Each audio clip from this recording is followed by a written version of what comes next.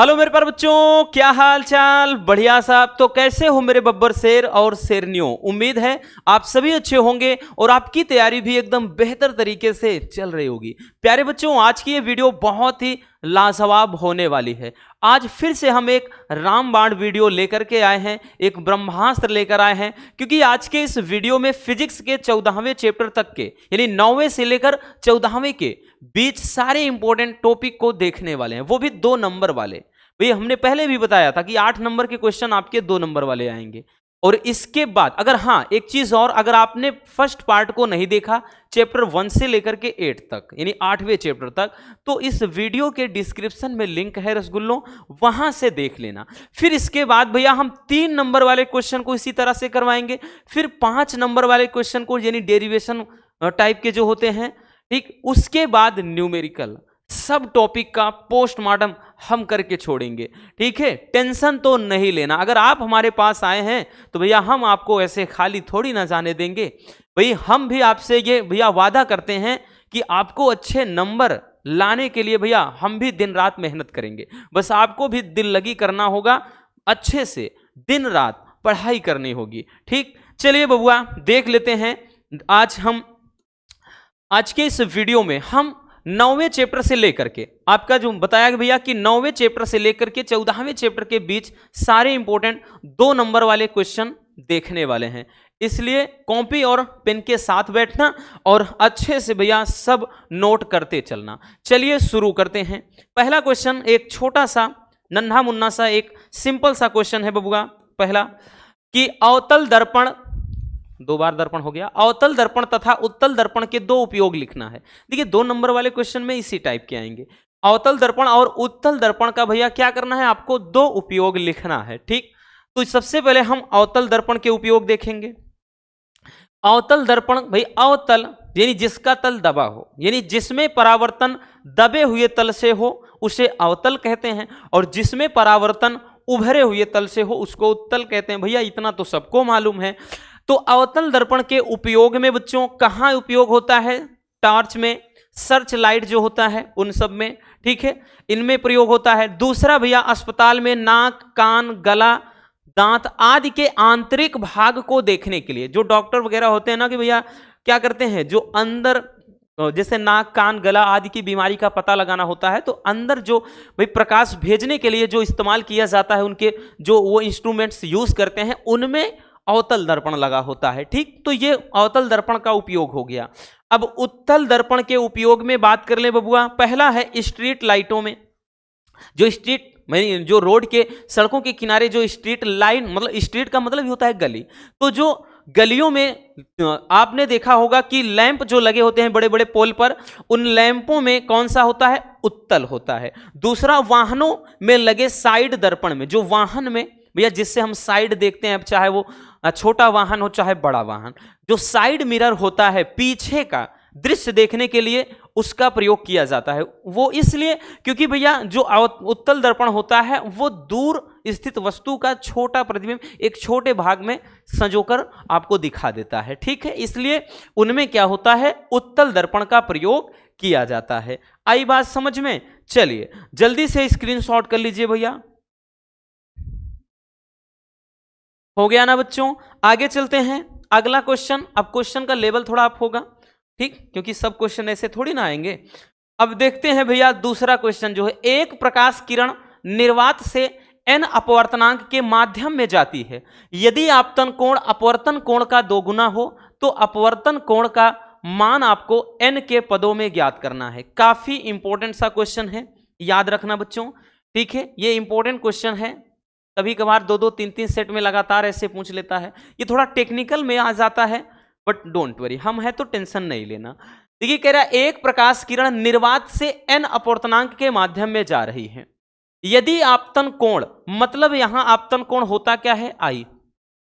यदि आपतन कोण कह रहा है अपवर्तन कोण यानी R का 2 गुना हो जाए, यानी I बराबर 2R हो जाए, तो कह रहा है अपवर्तन कोण का मान ज्ञात करना है। मतलब आपको ऐसे केसेस में R का मान ज्ञात करना है n के पदों में। अगर आप देखें तो भैया स्नेल का नियम आपने पढ़ा है, क्या पढ़ा है भैया, स्नेल का नियम। स्नेल का नियम क्या करता है, यानी अपवर्तन का दूसरा नियम होता है स्नेल का नियम, ठीक है। अब परावर्तन अपवर्तन उसके नियम ये 3 नंबर वाले में पूछता है, ठीक, इसलिए हमने यहां पर नहीं रखा है उसको। तो भैया स्नेल का जो नियम होता है वो होता है n बराबर sine i upon sine r. अब एक चीज और ध्यान देना कि जो i बराबर है वो 2r बोल रहा है, जहां पे i है तो लिखेंगे बच्चों कि चूंकि भैया i बराबर क्या कह रहा है रसगुल्लों 2r, तो i के स्थान पे बबुआ हम 2r पुट कर देंगे, तो n बराबर भैया ये हो जाएगा साइन 2r और नीचे क्या है भैया साइन r, ठीक है। अब एक फार्मूला होता है एक ट्रिग्नोमेट्री में, चूंकि साइन 2 थीटा बराबर होता है भैया 2 sine theta into cos theta, ये एक फार्मूला होता है त्रिकोणमिति के अंदर, ठीक। तो यहां पर साइन 2r यानी साइन 2 थीटा के पदों में है ना, तो लिखेंगे बबुआ n बराबर, अब भैया साइन 2 थीटा मान लीजिए इसको, तो लिखेंगे 2 sine r into cos r, क्योंकि थीटा के स्थान पे r है, और नीचे क्या है भैया साइन r है, क्या है साइन r है, तो साइन r से साइन r कट गया, ठीक है। n बराबर बचा क्या 2 कॉस, ठीक, 2 बच गया भैया 2 कॉस r।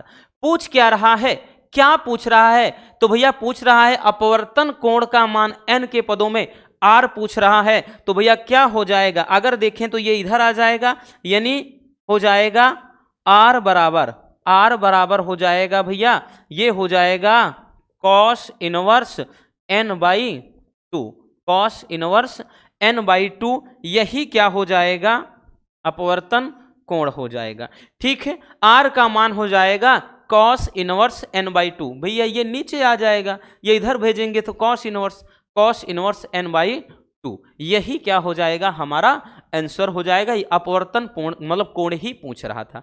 चलिए जल्दी से स्क्रीनशॉट कर लीजिए।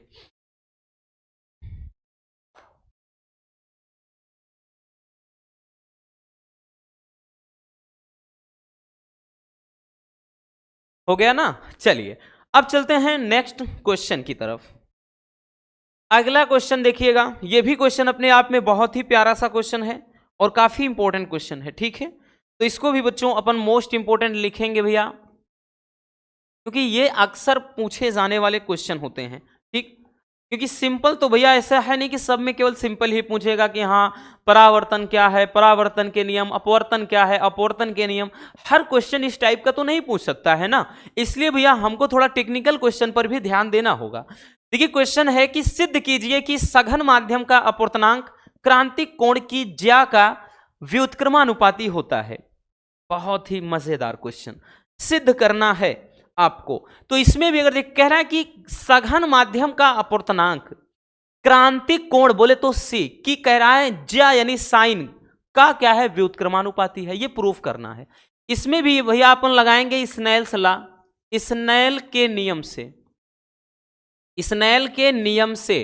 तो भैया सघन जैसे एक विरल है दूसरा सघन है, तो सघन के सापेक्ष विरल का निकलेंगे। तो भैया देखिए फार्मूला तो होता है आपका n बराबर sine i upon sine r, ये तो भैया स्नेल का नियम है।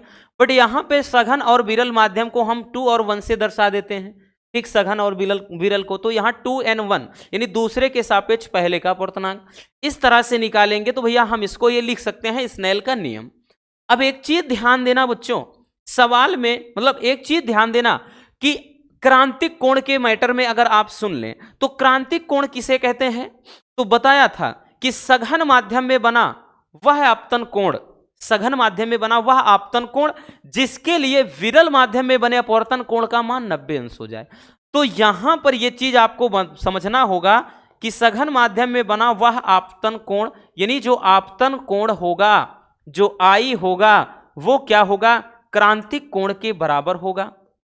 क्रांतिक कोण यानी सी के क्या होगा बराबर हो जाएगा।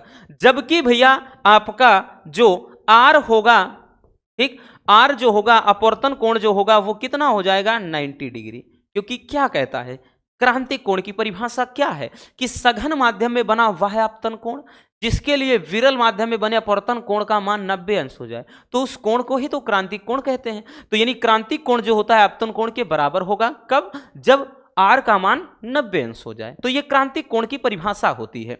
तो यहां से अगर आप देखें भैया, अब इस फार्मूले पर अगर आप नजर डालो बच्चों, तो ये लिखेंगे 2n1 बराबर क्या हो जाएगा भैया?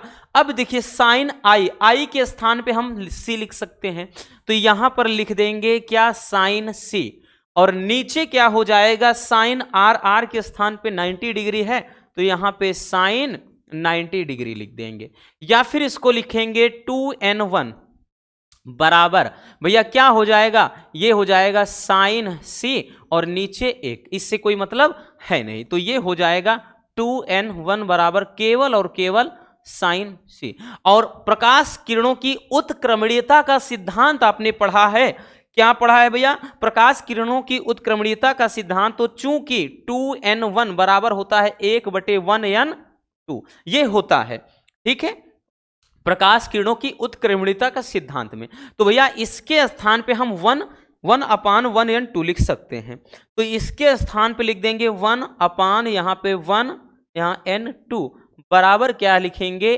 Sign c। या फिर हम बस यही हमको क्या करना था भैया? प्राप्त करना था या फिर प्रूव करना था, इतना, ठीक है। या फिर इसको हम ऐसे भी तो लिख सकते हैं, ये यहां चला आएगा तो वो वहां चला जाएगा, मतलब इसको ऐसे भी लिखा जा सकता है कि भैया क्या लिख सकते हैं? हम लिख सकते हैं 1n2 बराबर 1/साइन c।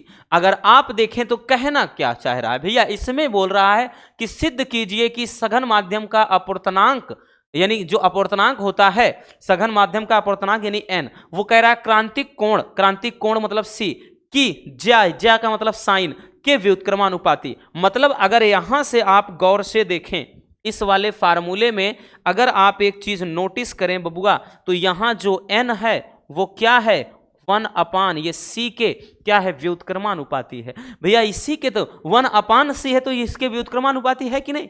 यानी जो अपवर्तनांक है वो क्रांतिक कोण के व्युत्क्रमानुपाती हो रहा है। तो यही चीज अपने को क्या करना था? निकालना था। कोई दिक्कत हुई नहीं ना? सिंपल सा लॉजिक है बच्चों।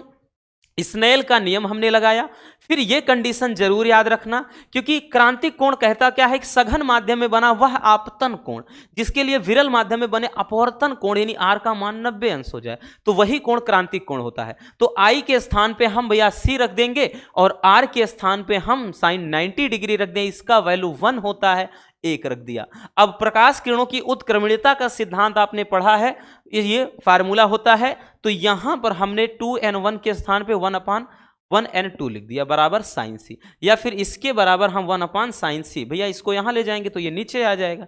तो यहां से हमें यह पता चला कि जो अपवर्तनांक होता है वो क्रांतिक कोण का व्युत्क्रमानुपाती होता है, और यही चीज हमको प्रूव करना था।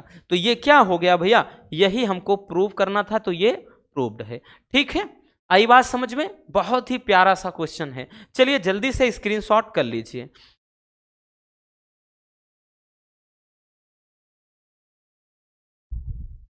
हो गया ना? चलिए आगे चलते हैं भैया अगले क्वेश्चन की तरफ। हमारा नेक्स्ट क्वेश्चन क्या है रसगुल्लों? ये क्वेश्चन भी बहुत ही लाजवाब है, ये क्वेश्चन भी लाजवाब है, ठीक। इसको भी अपन मोस्ट इंपोर्टेंट बोलेंगे, और 100% भैया हम दावे के साथ कह रहे हैं किसी ना किसी पेपर में टपकेगा क्वेश्चन, ठीक है। क्योंकि पिछले ईयर की बात करें तो इससे रिलेटेड एक क्वेश्चन 2 पेपर में आया था, और ये वाला क्वेश्चन 2024 में पूरी तरह मिस किया है, यानी नहीं पूछा गया, क्योंकि क्वेश्चन बड़ा इंपॉर्टेंट है, लेकिन 24 में आया नहीं किसी भी सेट में। इसलिए 25 में आप कमर कस के तैयार हो जाओ। क्वेश्चन कह रहा है कि एक लेंस की फोकस दूरी f है, आगे कह रहा है कि एक दीप्त वस्तु का वास्तविक जो प्रतिबिंब है पर्दे पर m गुना बड़ा बनता है, तो सिद्ध कीजिए कि लेंस से पर्दे की जो दूरी होगी वो 1 मतलब m+1 × f होगी। कैसे लगाएंगे? चलिए देखते हैं भैया। यहां बात हो रही है लेंस की। अगर लेंस का सूत्र देखें तो भैया लेंस का सूत्र क्या है बच्चों? लेंस का जो सूत्र होता है भैया 1/v - 1/u बराबर 1/f, ये लेंस का सूत्र, या फिर 1/f बराबर, ये पूरा इधर कर लें कोई दिक्कत ना। अगर हम इसमें क्या कर दे भैया, हम v से गुणा, v से यानी दोनों पक्षों में v से हम गुणा करने पर, ठीक है, v से गुणा करने पर अगर v का हम गुणा कर दें तो ये 1 अपान जहां v है भैया, हम ऊपर गुणा कर रहे हैं तो v अपान v हो गया, माइनस का ये v अपान u हो गया, और उसके बाद बराबर ये v अपान f हो गया। ठीक, तो इसको अगर देखें ये तो कैंसिल हो गया, बचा क्या भैया, 1 माइनस v अपान u बराबर v अपान f, इतना हो गया। ठीक है ना, ये हुआ। चूंकि एक चीज ध्यान देना, चूंकि ये m बराबर v अपान u फार्मूला होता है किसमें, आवर्धन क्षमता, ठीक है, मतलब सॉरी आवर्धन क्षमता नहीं बल्कि रेखीय आवर्धन, रेखीय आवर्धन। ठीक भाई, क्या है, किसी दर्पण द्वारा बने प्रतिबिंब की लंबाई तथा वस्तु की लंबाई के अनुपात को आवर्धन क्षमता मतलब रेखीय आवर्धन कहते हैं। दर्पण में भी आपने पढ़ा है, लेंस में भी पढ़ा है। तो m बराबर v अपान u होता है, तो इसके स्थान पे अपन m रख देंगे। क्या रख देंगे भैया, तो यहां पर ये 1 माइनस का इसके स्थान पे m रख देंगे और बराबर का ये v अपान f हो गया। ठीक है, ठीक, मिनट, ये इतना हो गया। अब इसके बाद अगर आप नोटिस करें तो इसको हम लिख सकते हैं v बराबर 1 माइनस m इंटू का f, इतना लिख सकते हैं। बट यहां पर तो हमको m प्लस 1 लाना है या 1 प्लस m लाना है, यहां तो दूसरा आ रहा है, तो इसका भी कारण है। एक चीज आप नोटिस करो, कह रहा है कि एक दीप्त वस्तु का जो वास्तविक प्रतिबिंब है, तो भैया चूंकि प्रतिबिंब वास्तविक बन रहा है, लिखेंगे रसगुल्लों, चूंकि प्रतिबिंब कैसा है भैया, तो प्रतिबिंब वास्तविक बनता है, वास्तविक बन रहा है। ठीक, अब वास्तविक प्रतिबिंब बन रहा है, इसके लिए जो m का मान होगा वो ऋणात्मक हो जाएगा। ठीक है, वो क्या हो जाएगा भैया, निगेटिव हो जाएगा। तो यहां पर हम रखेंगे कि v बराबर यहां पे 1 माइनस है और m का मान भी माइनस m रखेंगे। ठीक है, और इनटू का f, तो ये v बराबर क्या हो जाएगा, ये 1 प्लस m हो जाएगा, भाई माइनस माइनस प्लस हो गया, इनटू का f, या इसी को सही से लिख दें तो भैया इसको m प्लस 1 कर दें इनटू का f। तो यहां पर भैया क्या आ गया, जो पर्दे से दूरी है वो क्या है, m प्लस 1 इंटू f। यही तो हमको क्या था, निकालना था, यही तो हमको प्रूव करना था। यही तो कह रहा है ना कि सिद्ध कीजिए कि लेंस से पर्दे की दूरी m प्लस 1 इंटू एफ हो जाएगी, और वो आपको इसमें दिख रहा है कि m प्लस 1 इंटू एफ हो जाएगी। ठीक है, तो है ना क्वेश्चन, लाजवाब है, मजेदार है और थोड़ा दमदार क्वेश्चन है। ठीक है, तो ऐसे क्वेश्चन को बच्चों अक्सर आपके पेपर में रखेगा, यानी ये समझना कि हम डिफिकल्ट से डिफिकल्ट क्वेश्चन को ला रहे हैं। जैसा कि भैया ऐसा कभी कभार होता है ना कि सेट ऐसे बन जाते हैं कि बच्चों के पसीने छूट जाते हैं, तो उनमें क्वेश्चन होते क्या, इसी टाइप के होते हैं। और बच्चा जो सिंपल सा भाई जो ऐसे इधर उधर पढ़ा है कि हाँ दर्पण क्या है, लेंस क्या है, उसके बाद अपवर्तन क्या है, प्रिज्म क्या है, तो भैया वो परिभाषा में ही रह जाएगा। इस टाइप के क्वेश्चन को पता चले वो देखा ही नहीं, कहां से करेगा। इसलिए बच्चों याद रखना, क्वेश्चन आपके इस तरह के भी भैया दिखाई पड़ेंगे। ठीक है, चलिए स्क्रीनशॉट कर लेना रसगुल्लों।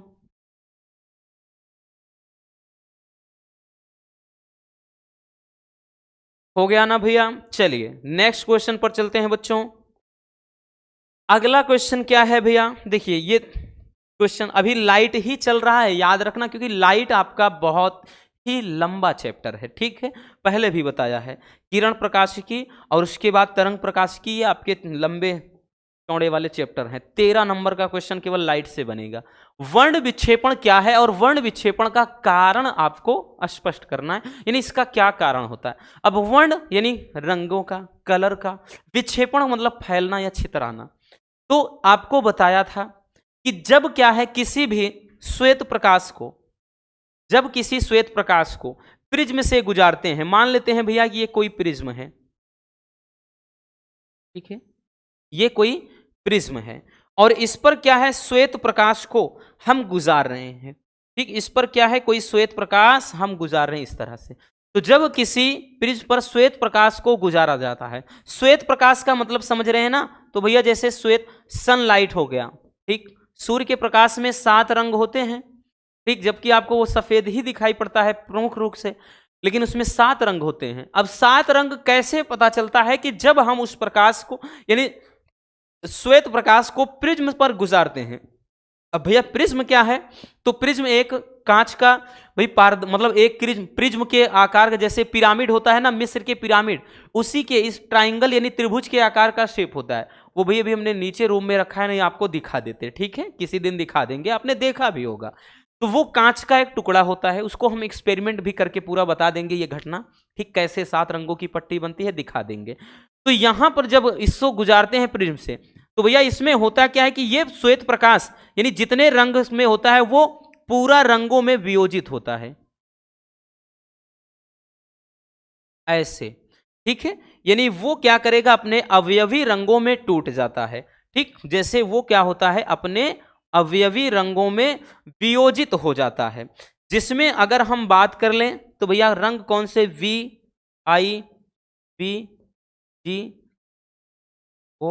होता है, ठीक है।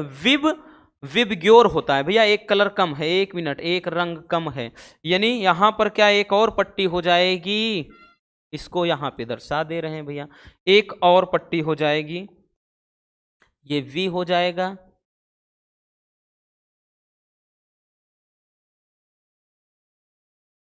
ठीक है। यानी इसमें रंग कौन कौन सा हो जाएगा भैया, तो सबसे नीचे होगा, सबसे ज्यादा जो फैलेगा बैगनी, ठीक है, फिर उसके बाद जामुनी, उसके बाद नीला, उसके बाद हरा, यहां पे पीला, फिर नारंगी, फिर उसके बाद लाल।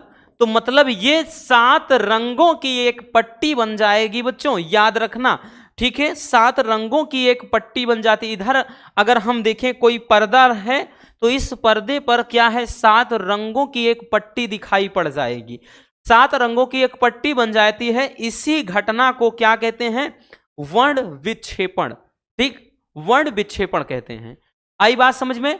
परिभाषा सिंपल सा है कि जब श्वेत प्रकाश को प्रिज्म से गुजारते हैं तो एक 7 रंगों की पट्टी बन जाती है, जिसे क्या कहते हैं, वर्ण विक्षेपण। और यहां पे रंगों का क्रम वो विकल्पी में पूछ देता है, तो याद रखना ये रंगों का क्रम जो होता है वो VIB ऐसे याद रखना, विबग्योर, विबग्योर, ये क्या है, रंगों का क्रम होता है, ठीक है। यानी यहां वैलेट का मतलब बैगनी हो जाएगा, ठीक है, और इंडिगो यानी जामुनी, ब्लू का नीला, G यानी ग्रीन हरा, Y येलो यानी पीला, ऑरेंज भाई नारंगी, और रेड लाल। तो ये रंग होता है जिसमें सबसे ज्यादा बैगनी रंग क्या है, विचलित होता है, और सबसे कम विचलित होता है लाल रंग, ठीक है। तो यहां पर लिखेंगे कि जब श्वेत प्रकाश को प्रिज्म से गुजारा जाता है तो प्रकाश अपने अवयवी रंगों में वियोजित हो जाता है, जिससे 7 रंगों की एक पट्टी बन जाती है। इस घटना को ही वर्ण विक्षेपण कहते हैं। अब देखिए वर्ण विक्षेपण का सबसे ज्यादा इसमें जरूरी है कि वर्ण विक्षेपण का भैया कारण क्या होता है। तो देखिए बच्चों, प्रिज्म के पदार्थ का जो अपवर्तनांक होता है भिन्न भिन्न रंगों के लिए भिन्न भिन्न होता है। अब भिन्न भिन्न रंगों के होने के कारण ही भैया ये क्या है, वर्ण विक्षेपण की घटना होती है। यानी सब कुछ मैटर करता है पदार्थ का अपवर्तनांक। पदार्थ का अपवर्तनांक हर एक रंग के लिए अलग अलग होता है, इसी कारण हर एक रंग का विचलन भी उसी अपवर्तनांक के अनुसार होता है। तो इसका कारण इतना याद रखना कि पदार्थ का अपवर्तनांक भिन्न भिन्न रंगों के लिए भिन्न भिन्न होता है, जिसके कारण ये वर्ण विक्षेपण की घटना हो जाती है, ठीक है। समझ में आया कि वर्ण विक्षेपण क्या है और वर्ण विक्षेपण की घटना। चलिए जल्दी से स्क्रीनशॉट कर लीजिए।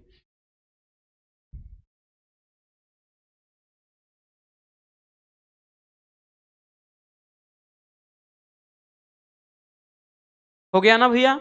चलिए आगे चलते हैं। अगला टॉपिक क्या है बच्चों, हाइगेंस के तरंग संबंधी सिद्धांत की व्याख्या करना है। यह भी मोस्ट इंपॉर्टेंट क्वेश्चन है, आपका बोर्ड एग्जाम के नजरिए से काफी इंपॉर्टेंट है। आप अगर देखेंगे भैया 24 का भी पेपर उठाएंगे ना, पूछा गया। देखिए हाइगेंस के द्वितीयक तरंगिकाओं का सिद्धांत अलग चीज है, यहां हाइगेंस का तरंग संबंधी सिद्धांत अलग है। यानी हाइगेंस ने सबसे पहले प्रकाश को एक तरंग के रूप में क्या है भैया, मतलब उसको क्या एक्सपेरिमेंट किया, और उन्होंने भाई ये पता लगाया कि तरंगों के चलने के लिए माध्यम की जरूरत पड़ेगी, या फिर नहीं पड़ेगी।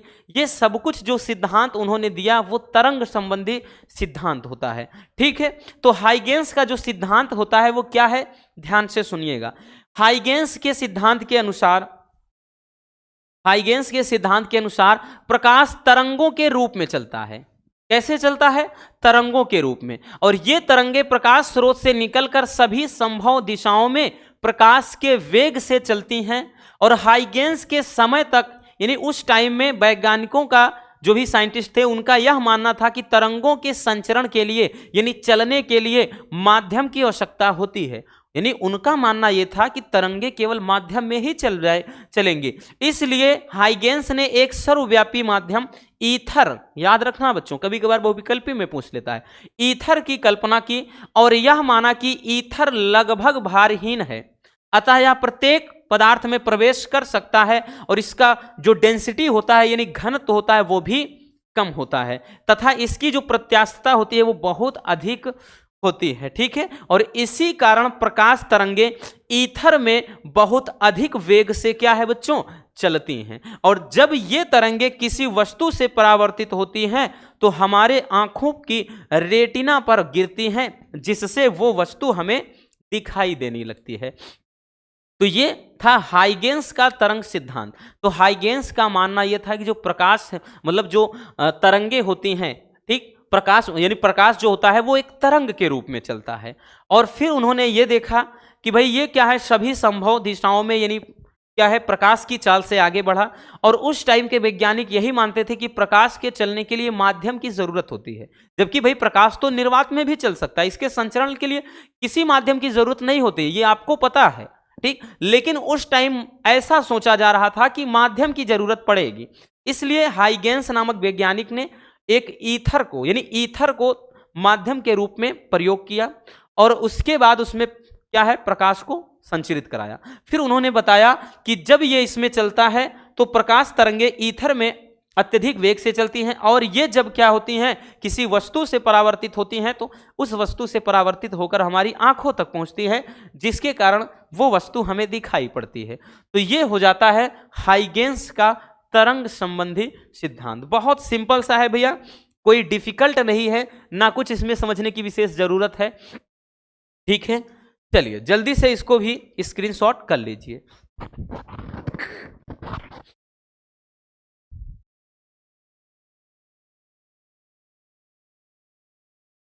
हो गया, चलिए आगे चलते हैं, नेक्स्ट क्वेश्चन देखते हैं। व्यतिकरण के लिए आवश्यक शर्तें लिखना है। व्यतिकरण क्या है और व्यतिकरण के लिए आवश्यक शर्तें। तो भैया सबसे पहले हम जानेंगे व्यतिकरण क्या। देखिए अगर पूछेगा कि व्यतिकरण क्या है और व्यतिकरण के लिए आवश्यक शर्तें लिखिए, तब बच्चों 3 नंबर का क्वेश्चन बनेगा। लेकिन अगर अकेले पूछ लिया कि व्यतिकरण क्या है तो 1 नंबर का। अगर व्यतिकरण के लिए आवश्यक शर्तें के लिए पूछा 2 नंबर का। तो व्यतिकरण क्या है, तो व्यतिकरण का हमने बताया था कि जब किसी तरंग, मतलब प्रकाश स्रोत से तरंगे क्या होती हैं, किसी माध्यम में 2 तरंगे संचरित होती हैं, तो उनके अध्यारोपण से भैया, अध्यारोपण से यानी जब वो अध्यारोपित होती हैं तो ये पूरी घटना ही क्या कहलाती है, व्यतिकरण कहलाती है। ठीक है, कहीं पर उनकी परिणामी तरंग की तीव्रता अधिकतम होती है, कहीं पर न्यूनतम होती है, इस तरह से तरंगे ये आगे बढ़ती हैं। तो ये घटना क्या कहलाती है, व्यतिकरण। यानी जब क्या है, प्रकाश तरंगे किसी स्रोत से एक साथ एक ही दिशा में संचरित होती हैं, उनके अध्यारोपण से, ठीक, जो भी मतलब जब अध्यारोपित होती हैं तो यही घटना क्या कहलाती है, व्यतिकरण, जैसा आपको फिगर में दिख रहा है। अब व्यतिकरण के लिए शर्तें कौन सी हैं, वो सबसे ज्यादा जरूरी है। तो व्यतिकरण के लिए भैया आवश्यक जो शर्तें हैं, पहला बच्चों कि दोनों प्रकाश स्रोत कला संबद्ध होने चाहिए। कला संबद्ध का मतलब कि दोनों के बीच का कलांतर क्या होना चाहिए, कांस्टेंट होना चाहिए, नियत होना चाहिए। ठीक है, कभी कभार ये भी 1 नंबर में पूछता है, कला संबद्ध स्रोत किसे कहते हैं, तो ऐसे प्रकाश स्रोत जिनके बीच का कलांतर नियत हो समय के साथ, उस स्रोत को कहेंगे मतलब कला संबद्ध स्रोत। ठीक है, तो दोनों प्रकाश स्रोत कला संबद्ध होने चाहिए, यानी कलांतर उनके बीच का कांस्टेंट होना चाहिए। दूसरा, दोनों तरंगों की जो आवृत्तियां हैं अथवा जो तरंगदैर्घ्य हैं वो बराबर होने चाहिए। ठीक है, तो भैया उनकी आवृत्तियां अथवा तरंगदैर्घ्य बराबर होने चाहिए, तभी व्यतिकरण की घटना होगी। और व्यतिकरण के लिए दोनों तरंगों के आयाम भी क्या है, बराबर होने चाहिए। नेक्स्ट है कि प्रकाश स्रोतों के बीच की जो दूरी है वो बहुत ही कम होनी चाहिए, मतलब बहुत ज्यादा गैपिंग नहीं होनी चाहिए। नेक्स्ट है कि प्रकाश स्रोत संकीर्ण होना चाहिए। संकीर्ण का मतलब नैरो, एकदम पतला, ठीक है। तो प्रकाश स्रोत कैसा होना चाहिए? संकीर्ण होना चाहिए।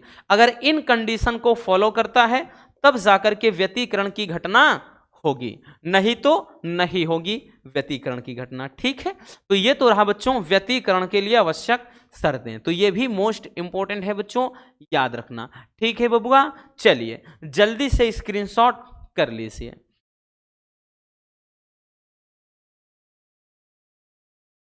हो गया ना? चलिए आगे चलते हैं भैया।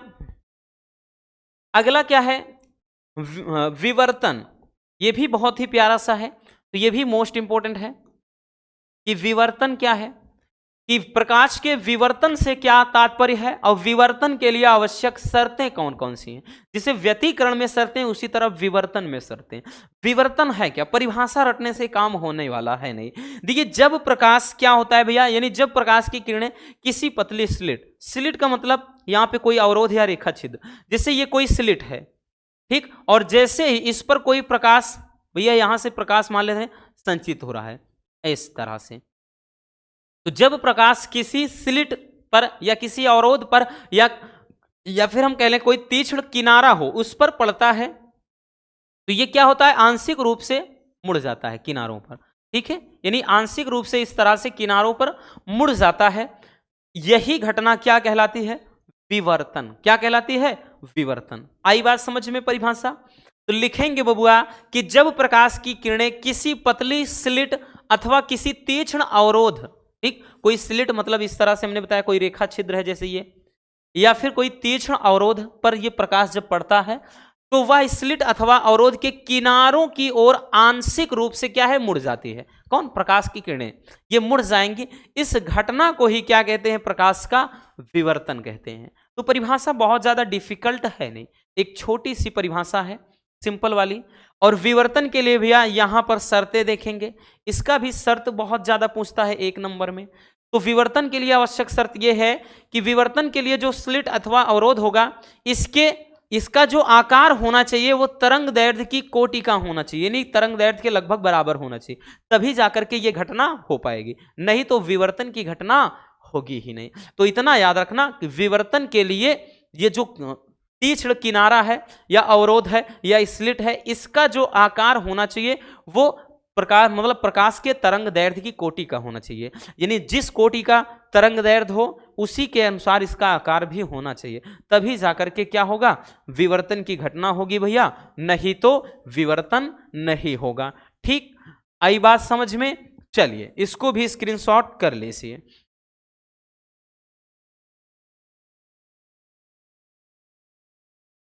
हो गया? चलिए नेक्स्ट क्वेश्चन पर चलते हैं भैया। अगला क्वेश्चन क्या है? प्रकाश वैद्युत उत्सर्जन अथवा प्रकाश वैद्युत प्रभाव क्या है? ये तो हर साल पूछा जाने वाला टॉपिक है, इसको हम मोस्ट नहीं बल्कि वेरी वेरी इंपॉर्टेंट कहेंगे, ठीक, क्योंकि हर साल आप 24 का उठाओ, चाहे 23 का उठाओ, चाहे 22 का उठाओ, चाहे 21 का, चाहे 20 का, चाहे 19 का, कोई भी वॉट एवर, कोई दिक्कत ना, चाहे जिस ईयर का पेपर उठाओ ये क्वेश्चन जरूर पूछा गया है। ठीक, क्वेश्चन इतना लाजवाब है, भले सिंपल सा है लेकिन पूछा जाता है, ठीक है, वो भी 2 नंबर में। देखिए प्रकाश वैद्युत उत्सर्जन अथवा प्रकाश वैद्युत प्रभाव क्या है? 1 शॉट में सारी चीजें हमने बहुत अच्छे से समझा है, बट यहां पर अब उसको नहीं देखेंगे, है ना, गड़े मुर्दे नहीं उखाड़ना है। अब यहां पर भैया तो हमको अच्छे से समझना ही पड़ेगा एक नए सिरे से, एक नए सिरे से। जैसे भैया ये क्या है? कोई धातु है, कोई धातु है, ठीक, और इस धातु पर हम क्या करते हैं?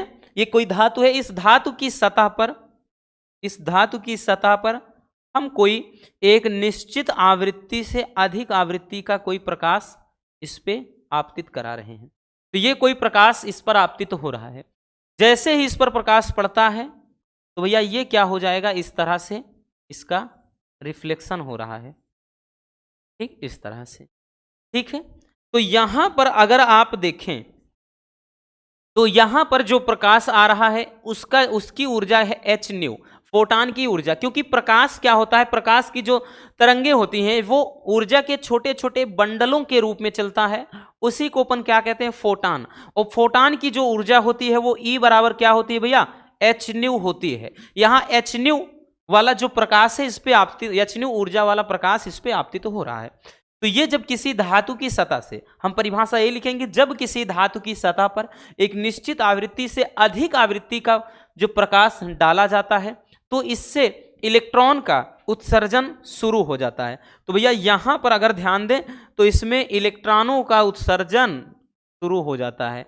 प्रकाश इलेक्ट्रॉन का ये उत्सर्जन, ठीक है, इलेक्ट्रॉन का उत्सर्जन, उत्सर्जन का मतलब इलेक्ट्रॉन तेजी से उत्सर्जित होने लगते हैं, ठीक।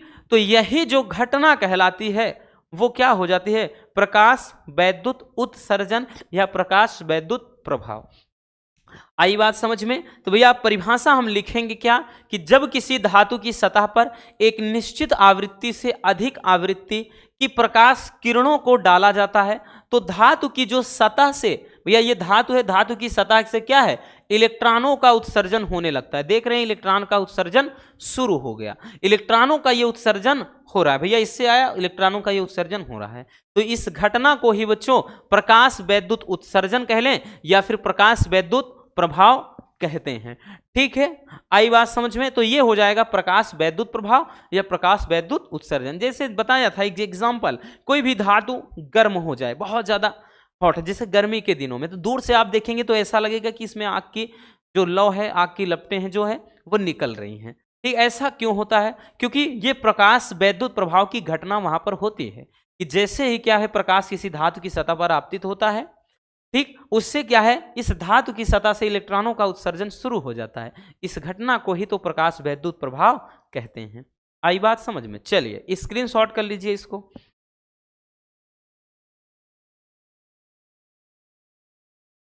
हो गया ना। चलिए आगे चलते हैं। अगला क्वेश्चन क्या है, कह रहा है कि प्रयुक्त प्रतीकों को समझाते हुए आइंस्टीन का प्रकाश वैद्युत समीकरण लिखना है। यह भी काफी इंपॉर्टेंट क्वेश्चन है, छोटा सा है लेकिन इंपॉर्टेंट है। तो इसमें देखिए आपने आइंस्टीन का प्रकाश वैद्युत समीकरण, भैया इसका पूरा का पूरा हमने डेरिवेशन बताया है। उसमें बताया गया था कि जब क्या होता है, कोई बताया थे बच्चों, जब कोई क्या होता है भाई, कोई एक निश्चित आवृत्ति वाला प्रकाश धातु की सतह पर आपतित होता है तो जो उसकी कुल ऊर्जा है वो एक गतिज ऊर्जा के रूप में कुछ खर्च हो जाती है और कुछ कार्यफलन के रूप में। तो भैया यहां पर कुल ऊर्जा जो बताया था E होती है, वो एक तो क्या होता है कार्यफलन के रूप में खर्च हो जाता है और दूसरा क्या होता है K मैक्सिमम, यानी इलेक्ट्रॉन को अत्यधिक गति प्रदान करने के लिए, यानी गतिज ऊर्जा देने के लिए ये खर्च हो जाता है।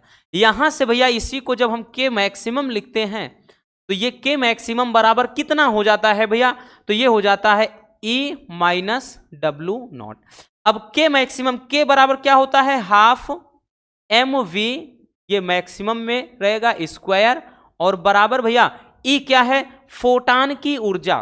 फोटान की ऊर्जा क्या होती है H इंटू न्यू, माइनस का W नॉट क्या है कार्यफलन, कार्यफलन का भाई formula new H new not हो जाता है, ठीक है, ये हो जाता है। या फिर इसी को लिखेंगे 1/2 ये m और v मैक्सिमम रहेगा भैया, ये स्क्वायर और बराबर इसमें कॉमन क्या है h कॉमन है तो न्यू माइनस न्यू नॉट। तो यही क्या हो जाता है भैया आइंस्टीन का प्रकाश वैद्युत समीकरण। ये आइंस्टीन का प्रकाश वैद्युत समीकरण होता है। बट इसमें पूछ रहा है कि प्रयुक्त प्रतीकों को समझाना है आपको, तो भैया ये आइंस्टीन का प्रकाश वैद्युत समीकरण है, इसमें आपको प्रतीक को समझाना है कि मतलब यहां पे भैया इसमें m क्या है, फिर साथ में ये जो v मैक्सिमम है ये क्या है, ठीक, उसके अलावा यहां पर h क्या है, और यहां पर भैया आपको फिर बताना है कि न्यू क्या है और यहां पे न्यू नॉट क्या है। तो सब का अर्थ आपको बताना पड़ेगा, ठीक है, सब का क्या है भैया अर्थ बताना है। तो ध्यान देना m क्या है कण का द्रव्यमान, m क्या है कण का द्रव्यमान है, मास है द्रव्यमान है, ठीक है। v मैक्सिमम क्या है, तो भैया यहां पर v मैक्सिमम यानी हम बात कर लें कि ये आपका क्या है फोटान का अधिकतम वेग कह सकते हैं, तो यहां पे केवल अधिकतम वेग ही लिख दें बहुत रहेगा, अधिकतम वेग है, अधिकतम वेग किसका? फोटान का। ठीक है, यहां फोटान का। अब उसके अलावा h क्या है? तो भैया h प्लांक नियतांक है, प्लांक नियतांक है, कांस्टेंट वैल्यू है ये। ठीक, प्लांक नियतांक है। बाकी न्यू क्या है? तो फोटान की आवृत्ति है। किसकी? फोटान की आवृत्ति, फोटान की आवृत्ति हो जाएगा। और न्यू नॉट क्या है? तो देहली आवृत्ति हो जाएगा। अब भैया देहली आवृत्ति क्या है, देहली तरंग दैर्ध्य क्या है, कार्यफलन क्या है, ये सब हमने वन शॉट में समझाया। बट डोंट वरी, एक नंबर वाला हम एक ही वीडियो में पूरे एक चैप्टर से 14 चैप्टर के बीच सारे इंपॉर्टेंट यानी वन लाइनर वाले भी निपटा देंगे, MCQS टाइप क्वेश्चन, परेशान नहीं होना। ठीक है ना? तो ये आपका क्या हो जाएगा बबुआ, जो इसमें प्रतीक हैं उनका अर्थ हो जाएगा। ठीक है, आई बात समझ में? चलिए जल्दी से स्क्रीनशॉट कर लीजिए।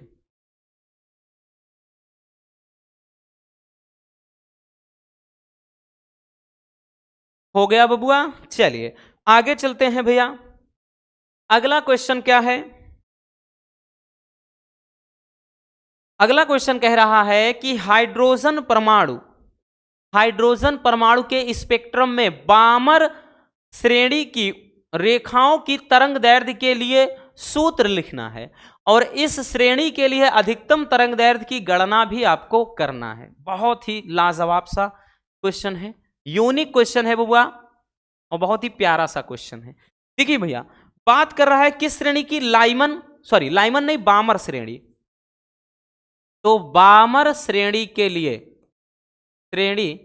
लिए भाई बामर श्रेणी है तो बामर श्रेणी के लिए लिखेंगे फार्मूला 1/λ लिख देंगे क्योंकि बामर श्रेणी हो जाएगा। बराबर भैया आर क्या है? रिडबर्ग नियतांक है। अपान भैया मतलब कोष्टक में 1/, यहां पे क्या होता है भैया?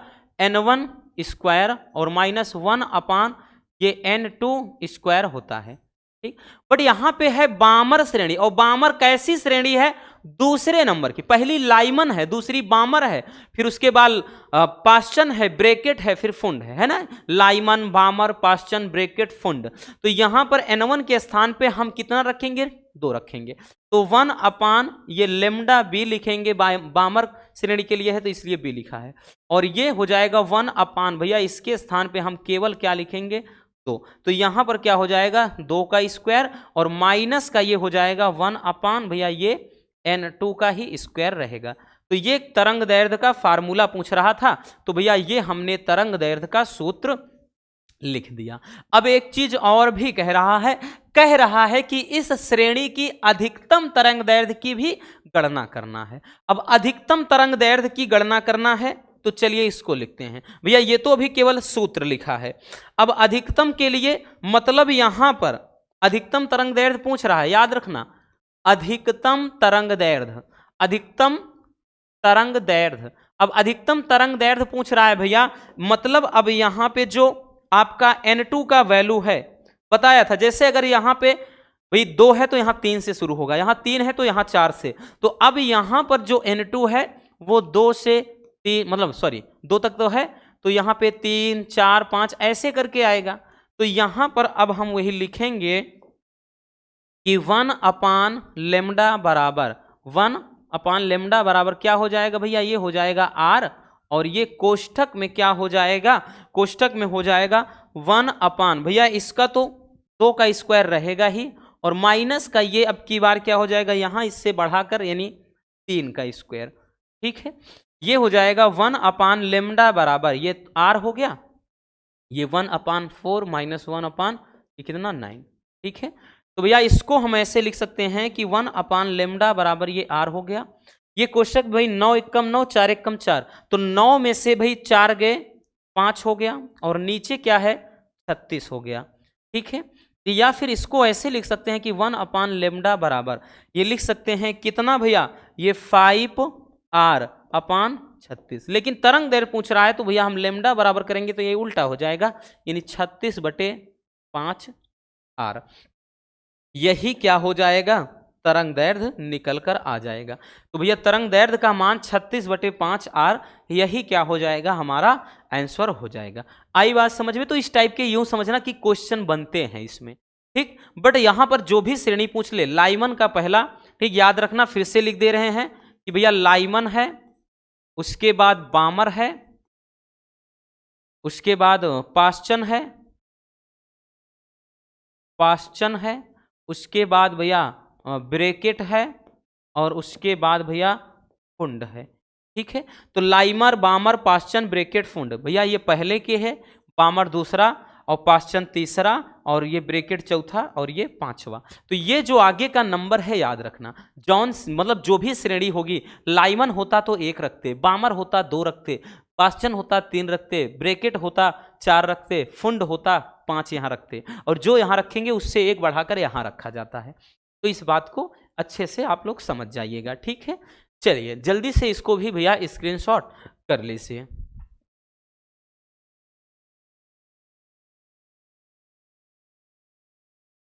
हो गया ना, चलिए आगे चलते हैं नेक्स्ट क्वेश्चन पर। देखिए हमारा अगला क्वेश्चन क्या है कि सिद्ध कीजिए कि नाभिक का जो घनत्व है वो द्रव्यमान संख्या ए पर निर्भर नहीं करता है। यह भी बड़ा ही प्यारा सा क्वेश्चन है, और इसको वन शॉट में हमने बताया है नाभिक वाले चैप्टर में, अगर आपको याद हो तो हमने बोला ना कि भैया उसको वहीं पर रहने देते, अभी जो है हम उसको देखते हैं। ठीक है, बाकी बताया तो वैसे सब गया है, तो यहां हमें उससे कोई मतलब नहीं, तो काफी ज्यादा इंपॉर्टेंट है, इस क्वेश्चन को भी आप अच्छे से समझ लीजिएगा। तो सिद्ध करना है कि नाभिक का जो डेंसिटी है, घनत्व, वो द्रव्यमान संख्या ए पर निर्भर नहीं करेगा। देखिए फार्मूला अगर देखें तो भैया अगर हम बात कर लें नाभिक का, कोई भी नाभिक है कैसा होता है, गोलाकार, ये गड़बड़ थोड़ा हो गया है ना, वो एकदम गोला होता है, गोलाकार होता है। अगर थोड़ा बहुत अगर विचलन भी होगा है तो ओनली 10% ये बताया था। तो भैया गोला होता है नाभिक, तो नाभिक का हम आयतन निकालेंगे सबसे पहले, नाभिक का आयतन। अब नाभिक का आयतन निकालेंगे भैया, आयतन होता क्या है, अब नाभिक बोल दिया ना गोलाकार होता है, नाभिक का आयतन, तो यहां से ये V बराबर, अब गोलाकार है, गोले का आयतन यानी नाभिक का आयतन बराबर, तो गोले का आयतन होता है 4/3 और पाई भैया r³, या r क्या है, नाभिक की त्रिज्या है, तो ये हो जाता है।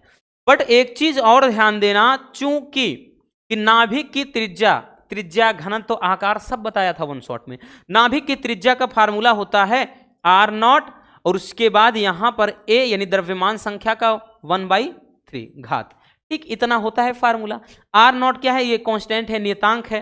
ठीक है, तो यहां पर भैया अब हम आयतन निकालेंगे, तो आयतन V बराबर कितना हो जाएगा, V बराबर कितना हो जाएगा, ये 4/3, और उसके बाद भैया पाई, और r के स्थान पर क्या लिखेंगे, r0, ठीक, और उसके बाद a/, यहां पे 3, इसका क्या हो जाएगा, ये क्यूब, क्योंकि r³ है, ठीक, पाई r³ है, तो भैया r के स्थान पे ये पूरा इतना रख दिया। ठीक है, या फिर इसको और भी सजाकर लिखना चाहेंगे बच्चों, तो हम कैसे लिखेंगे भैया, ये आयतन बराबर कितना हो जाएगा, देखिए इसको लिख सकते हैं 4/3, ये पाई है आपका।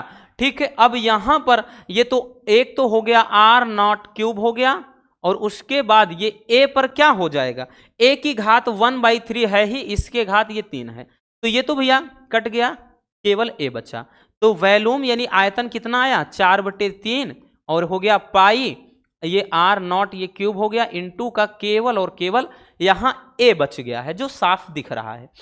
अब यहां पर भैया एक चीज और ध्यान देना कि जो द्रव्यमान होता है, ठीक, द्रव्यमान या फिर द्रव्यमान हम उसका संख्या कह लें, कितना होता है, द्रव्यमान अकेले के लिए या द्रव्यमान संख्या, वो a होता है।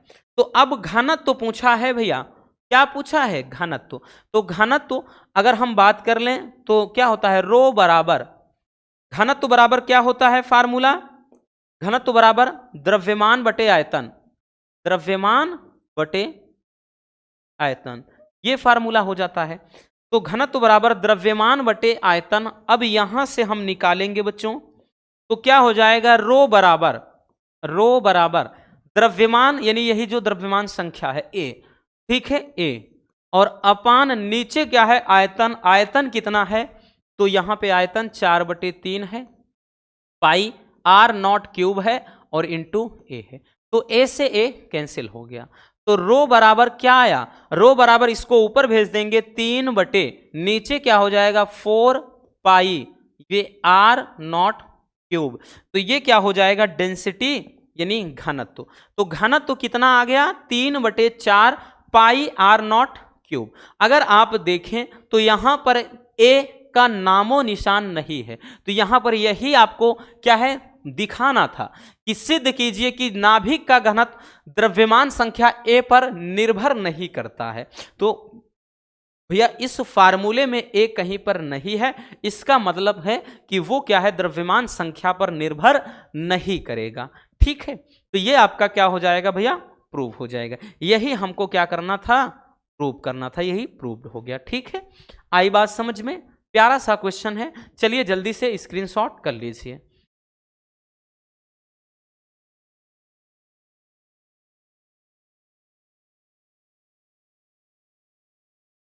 हेलो हेलो,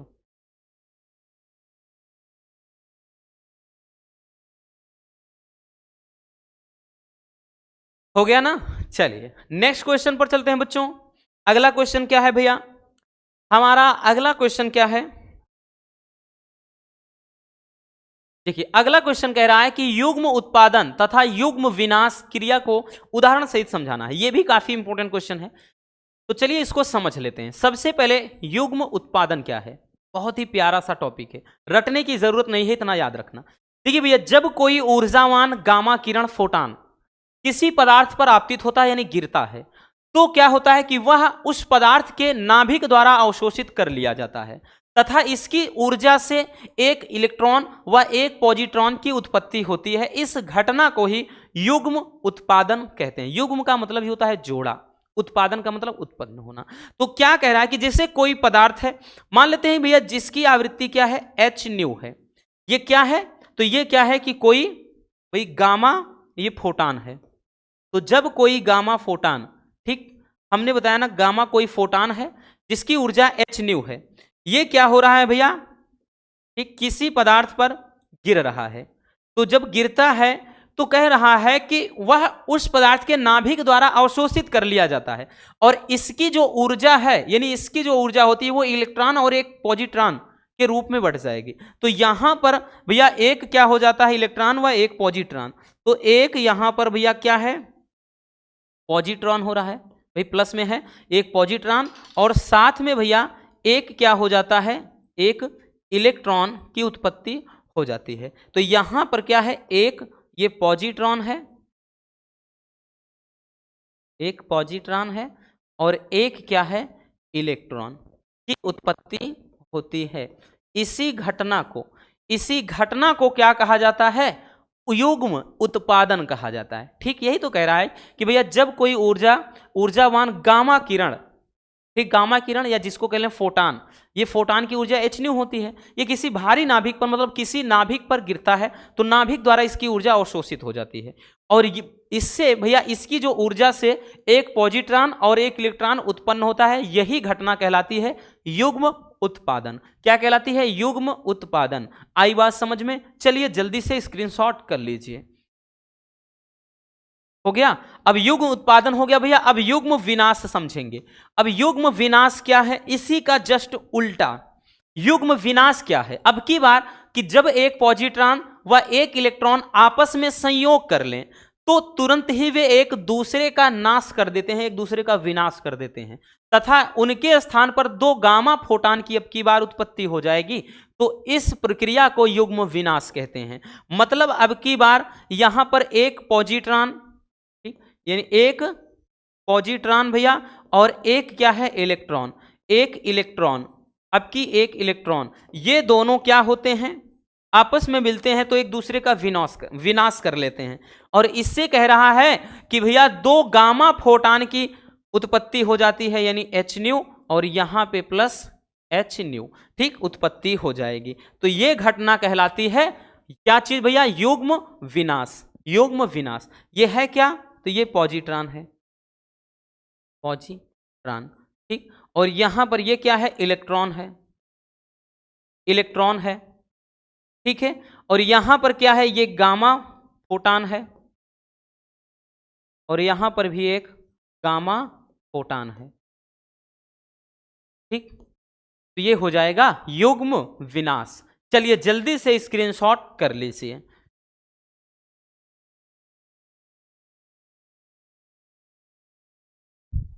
हो गया ना। चलिए नेक्स्ट टॉपिक की तरफ चलते हैं। हमारा अगला क्वेश्चन क्या है बबुआ? अगला क्वेश्चन भैया ये भी बहुत ही प्यारा सा क्वेश्चन है कि नाभिकीय विखंडन क्या है, उदाहरण सहित समझाना है। तो भैया इसको भी वन शॉट में समझा है अच्छे से, लेकिन चीजें बार बार रिपीट होने से और भी ज्यादा बेहतर हो जाती हैं, ये आपको भी पता है। ठीक, नाभिकीय विखंडन बहुत ज्यादा गहराई में नहीं जाना है। तो जब किसी भारी नाभिक पर न्यूट्रॉन की बौछार की जाए या बमबारी की जाए तो वो क्या होता है, दो व दो से अधिक हल्के नाभिकों में टूट जाता है। ठीक, इस घटना को ही क्या बोलते हैं भैया? नाभिकीय विखंडन कहते हैं। क्या कहते हैं? नाभिकीय विखंडन कहते हैं। जैसे इसका भैया हम समझते हैं पूरा उदाहरण। जैसे क्या है, यूरेनियम 92, एक एग्जांपल आपको बताया था, यूरेनियम 92 235। ये क्या है? यूरेनियम का एक भारी नाभिक है। इस पे भैया न्यूट्रॉन की बौछार की जा रही है, जैसे न्यूट्रॉन की बमबारी हो रही है। न्यूट्रॉन का ये सिंबल है। इस पे जब न्यूट्रॉन की बौछार की जाती है तो हमने बताया था कि भैया ये क्या होता है, एक बेरियम ये 56 और यहाँ पे 144, और साथ में एक क्या हो जाता है, क्रिप्टॉन 36 और ये 89। ये दो हल्के नाभिक में ये वियोजित हो रहा है, और साथ में यहां पर भैया 3 और ये 3 न्यूट्रॉन के अणु बाहर निकल रहे हैं, और साथ में अपार ऊर्जा भी क्या है, बाहर निकलती है। ठीक है, तो यहां पर अगर हम बात कर लें भैया तो ये क्या हो जाएगा, ये आपका हो जाता है नाभिकीय विखंडन। ठीक, नाभिकीय क्या हो जाता है, विखंडन हो जाता है, जिसमें ये क्या है, यूरेनियम का एक भारी नाभिक है। ठीक, यूरेनियम, ये यूरेनियम का एक भारी नाभिक है। ये न्यूट्रॉन का भैया सिंबल है, न्यूट्रॉन का, और ये क्या है, बेरियम का नाभिक है, और यहां पे क्रिप्टॉन है, क्रिप्टॉन है। ठीक, और यहां पर ये न्यूट्रॉन फिर से है, और उसके बाद यहां अपार ऊर्जा निकल जाती है। तो ये भाई एग्जाम्पल क्या हो जाएगा, नाभिकीय विखंडन। क्योंकि जब यहां पर क्या है, यूरेनियम के एक भारी नाभिक पर न्यूट्रॉन की बौछार की गई है तो ये दो हल्के नाभिकों में टूट जाता है। इस घटना को ही नाभिकीय विखंडन कहते हैं। चलिए जल्दी से स्क्रीनशॉट कर लीजिए। ये रहा नाभिकीय विखंडन। अब देखेंगे भैया नाभिकीय संलयन। क्या देखेंगे बच्चों, नाभिकीय संलयन क्या होता है। अब की बार संलयन भैया नाभिकीय विखंडन का उल्टा। तो क्या होता है, इसमें होता है कि जब दो या दो से अधिक हल्के नाभिक परस्पर संयोग करके यानी मिल करके एक भारी नाभिक का निर्माण कर दें तो इस घटना को कहते हैं नाभिकीय संलयन कहते हैं। क्या कहते हैं, नाभिकीय संलयन। ठीक है, तो भैया नाभिकीय संलयन कहते हैं। जैसे इसको एक एग्जाम्पल के तहत समझते हैं। जैसे यहां पर ड्यूटेरियम के दो हल्के नाभिक, ड्यूटेरियम के भैया दो हल्के नाभिक जब मिल रहे हैं तो क्या करते हैं, एक ट्राइटियम के भारी नाभिक का निर्माण कर रहे हैं, एक ट्राइटियम के भारी नाभिक का निर्माण कर रहे हैं। ट्राइटियम के क्या है, एक भारी नाभिक का निर्माण कर रहे हैं, और यहां पे भैया ऊर्जा उत्पन्न हो रही है। क्या हो रही है भैया, ऊर्जा उत्पन्न हो रही है। ठीक है, अब इसी में अगर हम फिर से अगर देख लें भैया, इतना भी लिख सकते हैं, या फिर वही ट्राइटियम का नाभिक फिर से एक ड्यूटेरियम के भारी नाभिक से क्या है, संलयित होता है, जुड़ता है, तो यहां पर हीलियम के एक भारी नाभिक का निर्माण हो रहा है। ठीक, हीलियम के एक भारी नाभिक का, और यहां पे क्या, एक न्यूट्रॉन हो जाएगा, और यहां पर ऊर्जा उत्पन्न हो जा रही है। ठीक है, तो ये घटना क्या कहलाएगी भैया, नाभिकीय संलयन।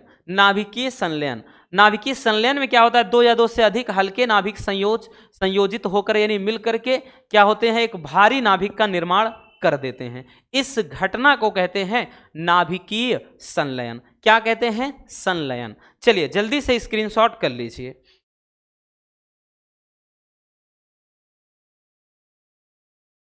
हो गया ना। चलिए आगे चलते हैं नेक्स्ट क्वेश्चन। अब नेक्स्ट क्वेश्चन में देखते हैं भैया क्या है। अगला क्वेश्चन है कि पीएन संधि डायोड में अवक्षय परत से क्या तात्पर्य है। अवक्षय परत किसे कहते हैं? देखिए भैया, पीएन संधि डायोड में अवक्षय परत है क्या, ध्यान से समझना बच्चों, कि पीएन संधि के दोनों ओर वह परत जिसमें चलनशील आवेश वाहकों की उपस्थिति नहीं होती है उसे अवक्षय परत। जैसे समझते हैं इस तरह से पीएन संधि डायोड। अब देखिए यहां पे ये एक संधि बन रही है, ठीक है। तो ये होता क्या है भैया, इसको बोलते हैं संधि। इधर मान लेते हैं क्या है, पी क्षेत्र है और ये क्या है, एन क्षेत्र है, ठीक। तो पी क्षेत्र में आवेश वाहक, पी क्षेत्र में अगर आवेश वाहक की बात कर लें तो इसमें आवेश वाहक कोटर होता है और एन क्षेत्र में आवेश वाहक इलेक्ट्रॉन होता है, इलेक्ट्रॉन होता है। तो भैया जब इधर से ये इधर प्रवेश करेगा कोटर इलेक्ट्रॉन, इधर का इधर से, तो ये एक दूसरे को, यानी एक ऐसा क्षेत्र जिसमें ये एक दूसरे को आकर के क्या है, पूरी तरह से नष्ट कर देते हैं। यानी कह लें तो भैया यही जो क्षेत्र होता है, जिस क्षेत्र में यहां पर आवेश वाहकों की, क्योंकि आवेश वाहक क्या है भैया, पी क्षेत्र में आवेश वाहक कोटर होता है, एन क्षेत्र में आवेश वाहक इलेक्ट्रॉन होता है। तो यहां पर वही चीज बोल रहा है बच्चों कि भैया पीएन संधि में कह रहा कि दोनों ओर, पीएन भाई ये संधि है, इसी को बच्चों याद रखना। ये जो आपको बीच में दिख रही भैया ये संधि है।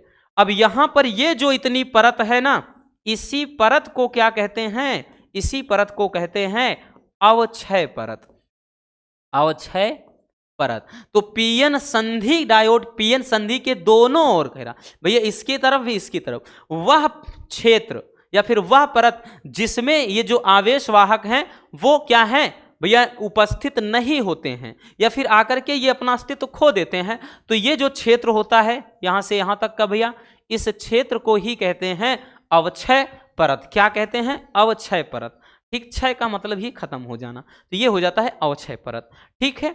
आई बात समझ में। चलिए आगे देखते हैं अगला टॉपिक।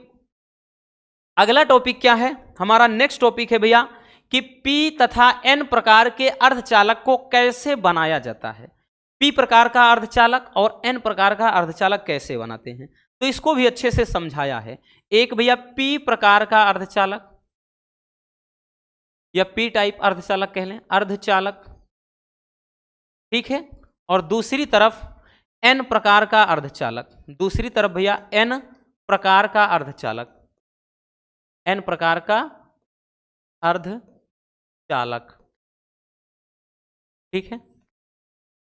अब देखिए जो पी प्रकार का अर्धचालक है कैसे बनाया जाता है, ठीक। यदि जर्मेनियम में, यदि भैया शुद्ध जर्मेनियम में,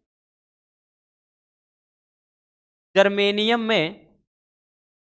में त्रिसंयोजी या तीन संयोजकता वाले तत्व मिला दिया जाए, तीन संयोजकता वाले तत्व मिला दिया जाए, मिला दिया जाए,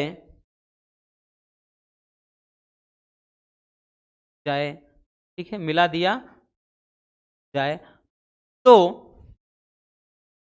पी प्रकार का अर्धचालक बनता है, पी प्रकार का अर्धचालक बनता है,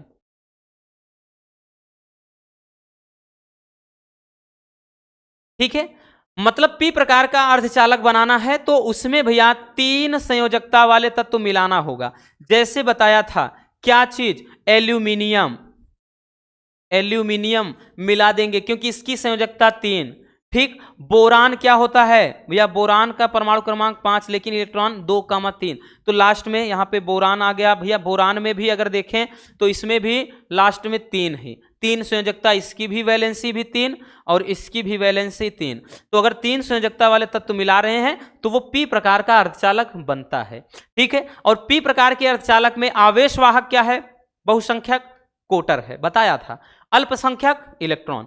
अब एन प्रकार का अर्धचालक बनाना है तो अब की बार इसमें क्या होगा भैया, तो इसमें जर्मेनियम में, ठीक, इसमें अगर जर्मेनियम में अब की बार भाई शॉर्ट में ऐसे समझ लेना कि एन भाई प्रकार का अर्धचालक बनाना है तो जर्मेनियम में 5 संयोजकता वाले तत्व मिलाना होगा, 5 संयोजकता, ठीक है। तो 5 संयोजकता वाले तत्व मिलाने से n प्रकार का अर्धचालक बन जाएगा। जैसे में अगर हम बात कर लें भैया, तो जैसे में फास्फोरस, इसकी वैलेंसी कितनी हो जाएगी, 5 हो जाएगी। इसकी संयोजकता, फास्फोरस 15 होता है तो 2 8 10 5 15, लास्ट में 5 आएगा, तो 5 संयोजकता वाले तत्व को मिलाएंगे तो वो n प्रकार का अर्धचालक बनता है। n प्रकार के अर्धचालक में बहुसंख्यक आवेशवाहक क्या होते हैं, इलेक्ट्रॉन, अल्पसंख्यक क्या होते हैं, कोटर। ठीक है, आई बात समझ में। चलिए स्क्रीनशॉट कर लेना बच्चों।